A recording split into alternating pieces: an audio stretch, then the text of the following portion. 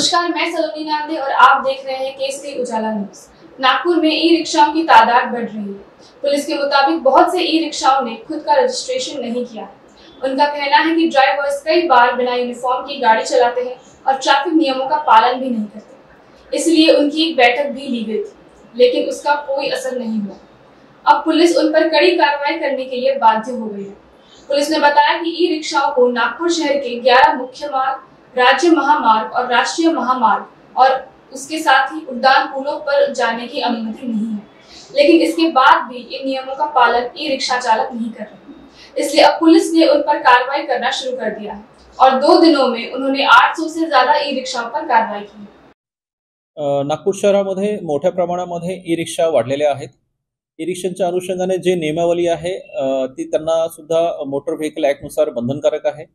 परंतु असं निदर्शनास आले की मोठ्या प्रमाणामध्ये ई रिक्षांनी स्वतःचे रजिस्ट्रेशन केलेले नाहीये आणि जे वाहन चालक आहेत ते सुद्धा नियमित युनिफॉर्म न घालता वाहन चालवत आहेत आणि ट्रॅफिक नियमांचं सर्रास उल्लंघन होत आहे। याबाबत यापूर्वी सुद्धा 1-2दा त्यांच्या बैठका घेण्यात आलेल्या होत्या, परंतु त्याचा काही परिणाम दिसून न आल्यामुळे शेवटी आम्हाला त्यांच्यावरती मोठ्या प्रमाणामध्ये कारवाई करणं गरजेचं झालेलं आहे।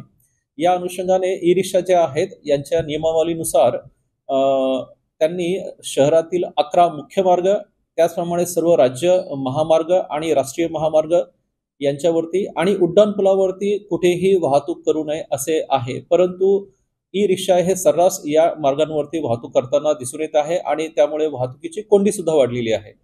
त्यामुळे ह्या कारवाया करण्यात येत आहेत। कालपासून आम्ही 2 दिवसांमध्ये यावरती 800 पेक्षा जास्त ई रिक्षांवरती कारवाई केलेली आहे आणि त्यांना या बाबत समज देण्यात आलेली आहे। रिक्षाचे जे वाहन चालक आहे मी त्यांना विनंती करतो, त्याचप्रमाणे आवाहन सुद्धा करतो की त्यांना दिलेल्या विहित मार्गांवरती त्यांनी त्यांच्या ई रिक्षा चालवाव्यात।